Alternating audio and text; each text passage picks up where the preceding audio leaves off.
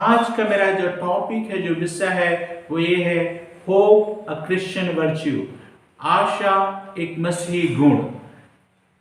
प्रभु का वचन हमेशा इस बात पे हमें दिलासा देता है, शांति देता है और इस बात के लिए हमेशा प्रेरित करता है कि चाहे कैसी भी परिस्थिति हो हमारे जीवन में, चाहे कैसी भी मुश्किल से होकर जा रहे हो, लेकिन जो आशा है, जो होप है, वो हमारे जीवन के लिए बहुत जरूरी है, क्योंकि वही हमें जीवन में आगे बढ़ने के लिए सहायता करता है। जीवन में कई बार हम लगातार असफलता से होकर गुजरते हैं और कई बार लगातार परेशानियों से होकर गुजरते हैं।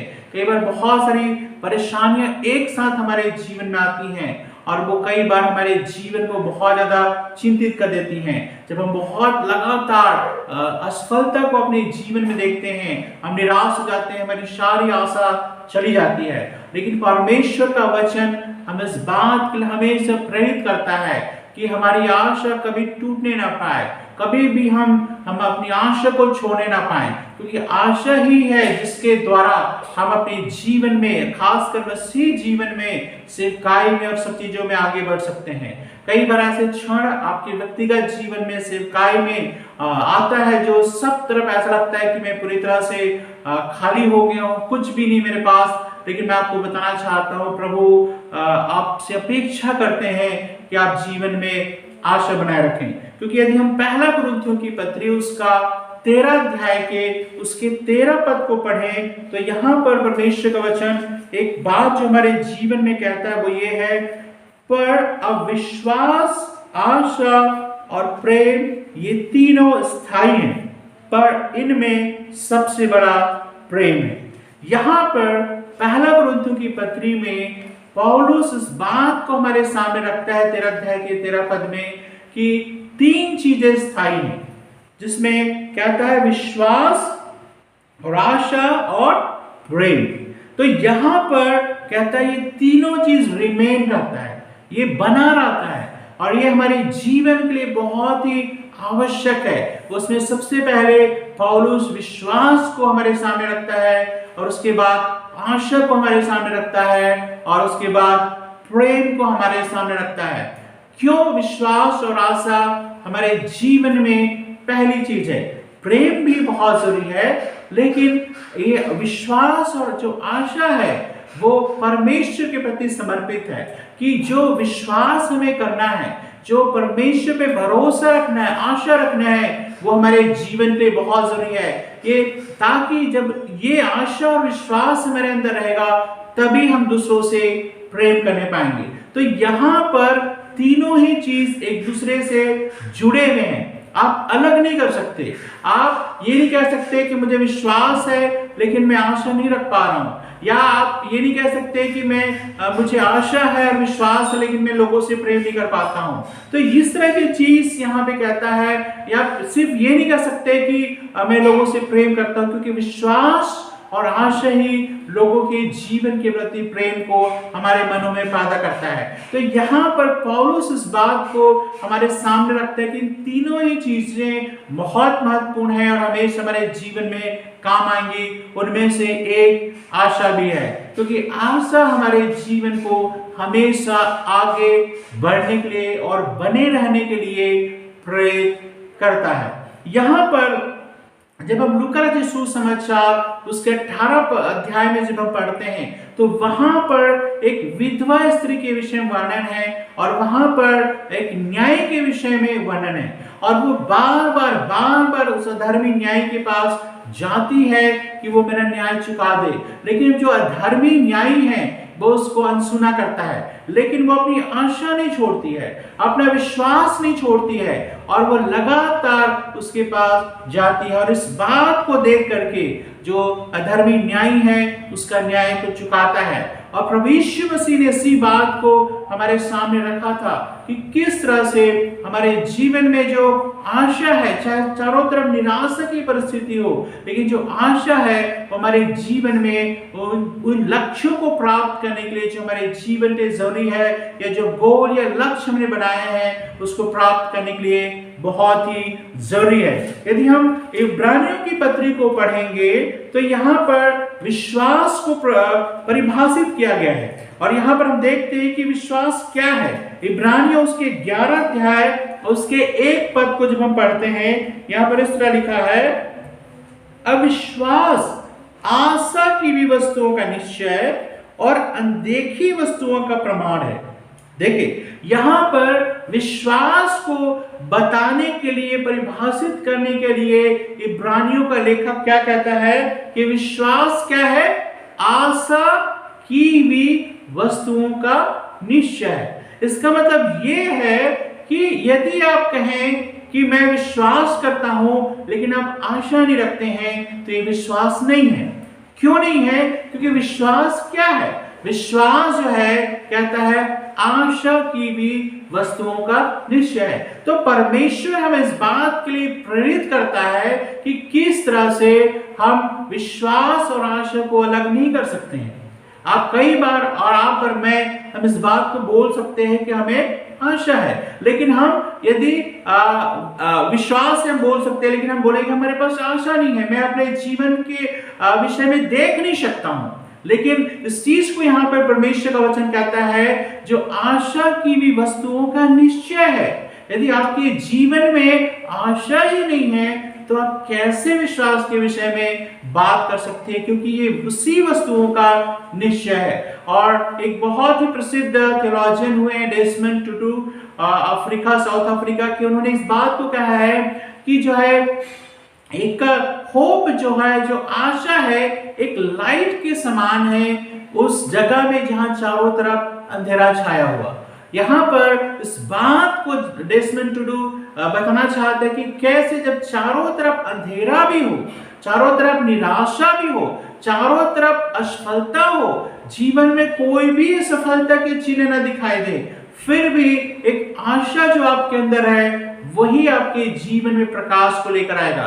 एक लाइट के समान है, और वो जो है आपके जीवन में मदद करेगा उस पूरी तरह से खत्म होने के बावजूद भी आपको फिर से जीवन को शुरू करने के लिए। हमें से बहुत सारे लोग जीवन में कई तरह से इस तरह की परिस्थिति का सामना करते हैं, जबकि हमें लगता है कि अब हमारे जीवन में कुछ नहीं रहा, सब कुछ खत्म हो गया, हमारा मैरिज रिलेशनशिप खत्म हो गया, हमारे जॉब खत्म हो गए, हमारे आर्थिक साधन खत्म हो गए, हमारा दूसरों से रिश्ता खत्म हो गया, जीवन में जो मैं कर सकता था वो सब सारी आशा जाती रही।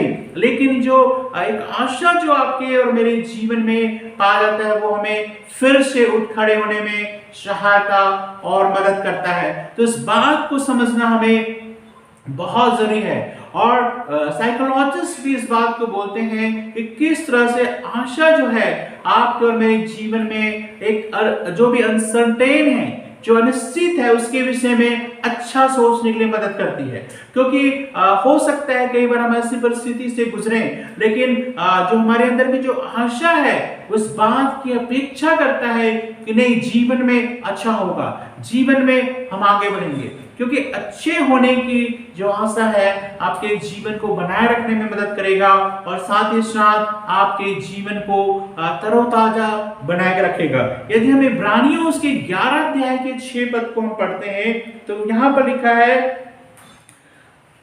और विश्वास बिना उसे प्रसन्न करना अनहोना है, क्योंकि परमेश्वर के पास आने वाले को विश्वास करना चाहिए कि वह है और अपने खोजने वाले को प्रतिफल देता है। देखिए कि विश्वास जो है परमेश्वर को प्रसन्न करता है।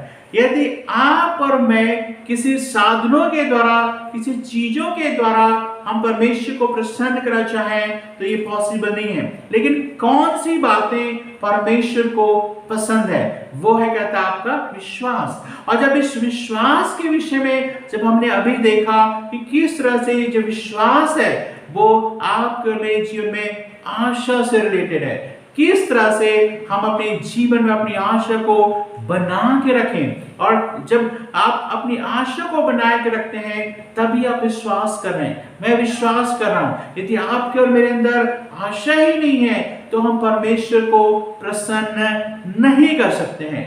यहाँ पर हम देखते हैं कि किस तरह से जब हम प्रेरितों के काम हमें हम पढ़ते हैं, उसके 3 अध्याय में पढ़ते हैं, तो वहां पर एक घटना का वर्णन है कि यहाँ पर पतरस और यूहन्ना प्रतिदिन मंदिर में जाकर के वो प्रार्थना किया करते थे। और वहां पर हम इस घटना को देखते हैं कि वहां पर एक लंगड़ा व्यक्ति था, और वो जो लंगड़ा व्यक्ति है वो प्रतिदिन उसको वहां पे छोड़ दिया जाता था कि जो मंदिर में आने जाने वालों से भीख मांग करके अपना गुजारा करे।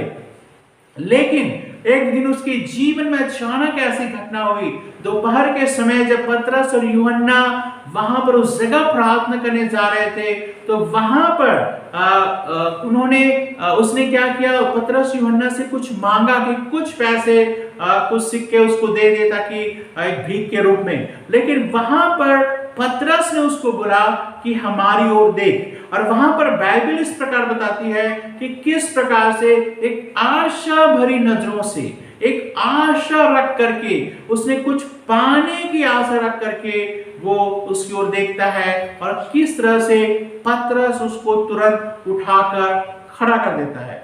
देखिए यहां पर हम इस बात को अच्छी तरह पाते हैं कि जो आशा है, कुछ पाने की आशा है, वो आपके जीवन में परमेश्वर की सामर्थ को लेकर आएगा। यदि आप अपने जीवन में आशा ही नहीं रख पाएंगे तो आप विश्वास कैसे रखेंगे?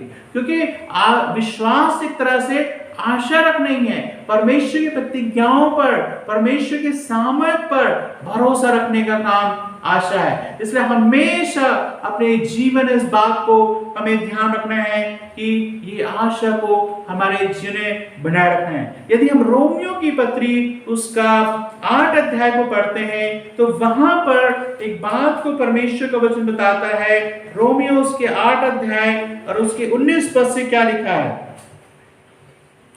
रोमियो की पत्री उसके 8 अध्याय के 19 पद, यहां पर ऐसा लिखा है, क्योंकि सृष्टि बड़ी आशा भरी दृष्टि से परमेश्वर के पुत्रों के प्रकट होने की बात जो रही है, क्योंकि सृष्टि अपनी इच्छा से नहीं पर अधीन करने वाले की ओर से व्यर्थता के अधीन इस आशा से की गई कि सृष्टि भी आप ही विनाश के दासत्व से छुटकारा पाकर परमेश्वर की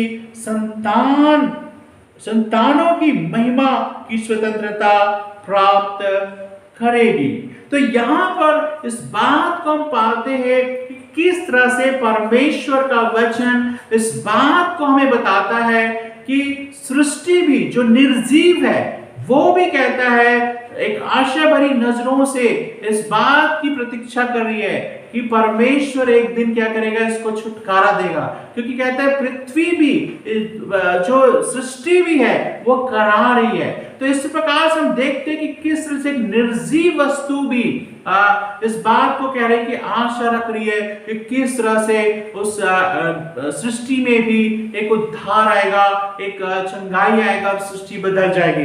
तो यहाँ पर इस बात को पाते हैं। और यहाँ पर आगे ये भी लिखा है, क्योंकि हम जानते हैं कि सारी सृष्टि अब तक मिलकर कराहती और पीड़ाओं में पड़ी तड़पती है, और केवल वही नहीं पर हम भी जिनके पास आत्मा का पहला फल है, आप ही अपने आप ही कराते हैं और ले पालक होने को, अर्थात अपनी देह की छुटकारे की बाट जोते हैं। इस आशा के द्वारा हमारा उद्धार हुआ है। परंतु जिस वस्तु की आशा की जाती है, जब वह देखने में आए तो फिर आशा कहां रही? क्योंकि जिस वस्तु को कोई देख रहा है उसकी आशा क्या करेगा? परंतु जिस वस्तु को हम नहीं देखते, यदि हम उसकी आशा रखते हैं तो धीरज से उसकी बाट भी जोते हैं। यहां पर परमेश्वर का वचन इस बात को हमें बताता है कि जो आशा है उसके द्वारा हमारा उद्धार हुआ है। एक व्यक्ति के लिए उद्धार उपलब्ध है। प्रभु यीशु मसीह ने उसके जीवन में उद्धार के काम को कर दिया है। लेकिन यदि वो उस बात की आशा ही नहीं रखता है, उस बात पे विश्वास ही नहीं करता है, तो कैसे उसका उद्धार हो सकता है? तो यहां पर कहता है आशा के द्वारा ही तुम्हारा उद्धार हुआ है। मतलब उद्धार को भी हम विश्वास के साथ आशा के साथ ग्रहण करते हैं। और इसमें एक और पहलू को बताया है कि जिस चीज को हम देखते नहीं उस बात की हम आशा रखते हैं। तो यहाँ पर आशा हमेशा देखी हुई बातों पे नहीं होता है। जो बातें हमारे सामने हैं, जो हमें दिखाई देती हैं, उसके विषय में जब हम आशा रखते हैं तो वो आशा नहीं है। लेकिन कहता है जो होप है, जो आशा है, वो ये है कि जो चीजें हमें दिखाई नहीं देती हैं, जो चीजें हमारे समझ के बाहर है, जो चीज हमें असंभव लगता है, उसके विषय में जब हम आशा रखते हैं तो कहता है वो हमारे जीवन में पूरी होंगी। और जिस बात को हम नहीं देखते हैं उसकी आशा हम अपने जीवन में बनाए रखते हैं। तो बाइबल हमें बार बार विभिन्न जगहों में इस बात को हमें प्रेरित करती है कि किस तरह से हमें जीवन में हर पल हर घड़ी आशा रखना है। क्योंकि आशा जो है एक मसीह गुण है, एक परमेश्वर के द्वारा दी गई एबिलिटी है, योग्यता है, जो ऐसी परिस्थितियों में भी जब चारों तरफ अंधेरा लगे, चारों तरफ निराशा लगे, चारों तरफ कोई होप ना हो, लेकिन उस समय भी परमेश्वर हमें अपने में बना के रखना चाहता है। तो यहाँ पर हम इस बात को देखते हैं। एक बहुत ही फेमस इंग्लिश में सॉन्ग हुआ है जो इस तरह से कहता है, because he lives I can face tomorrow, because he lives all fear is gone, because he lives, because I know he holds my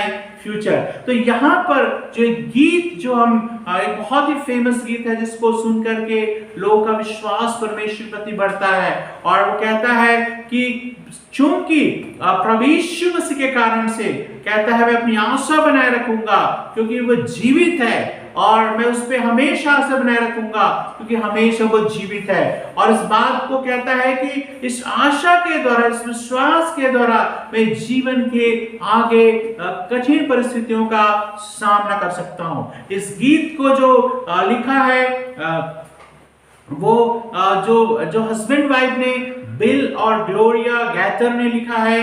और ये जो जब इस गीत को लिखा तो उनके जीवन में कुछ अच्छी परिस्थितियां नहीं चल रही थी। आपको ऐसा लगेगा कि शायद उन्होंने बैठ करके इस तरह से इस गीत को लिख दिया, लेकिन जब उनके उस गीत के पीछे कॉन्टेक्स्ट को, संदर्भ को देखेंगे तो किस तरह से बिल को एक ऐसा बीमारी हुआ था जो बहुत ही ज्यादा, जिसको दिमागी बुखार कहा जाता है, वो उससे वो पीड़ित था।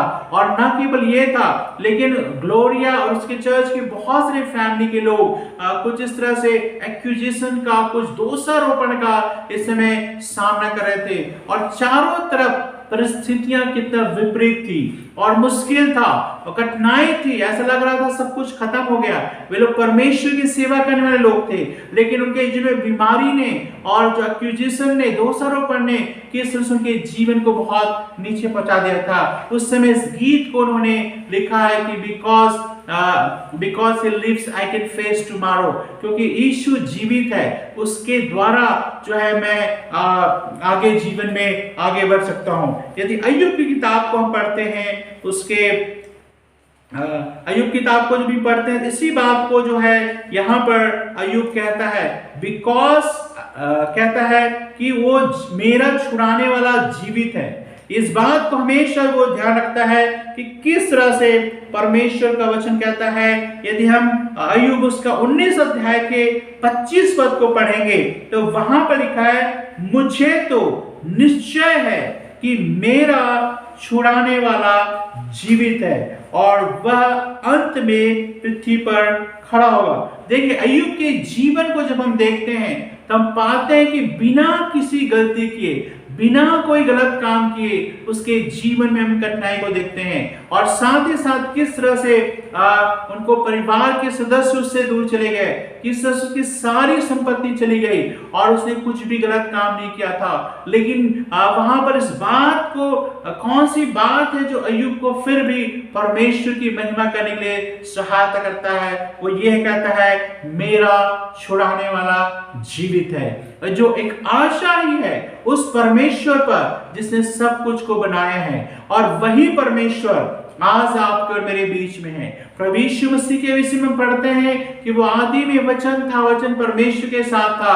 और वचन ही परमेश्वर था। सब कुछ उसके द्वारा उत्पन्न हुआ और जो कुछ भी उत्पन्न हुआ उसमें से कोई भी वस्तु उसके बिना उत्पन्न ना हुई। और उसमें जीवन था और वह जीवन मनुष्यों की ज्योति थी। तो यहाँ पर हम देखते हैं कि जिस परमेश्वर यीशु पर हम विश्वास करते हैं वो सर्वशक्तिमान है, वो सर्वसामर्थी है, वो ऑल नोइंग है, ओमनिसेंट गॉड है जो सब कुछ को जानता है। आप चाहे कितनी भी बुरी परिस्थिति से होकर गुजर रहे हो, कितनी भी मुश्किल परिस्थिति से गुजर रहे हो, कितनी भी निराशा से होकर गुजर रहे हो, लेकिन परमेश्वर आपके और मेरे जीवन में कुछ करना चाहता है।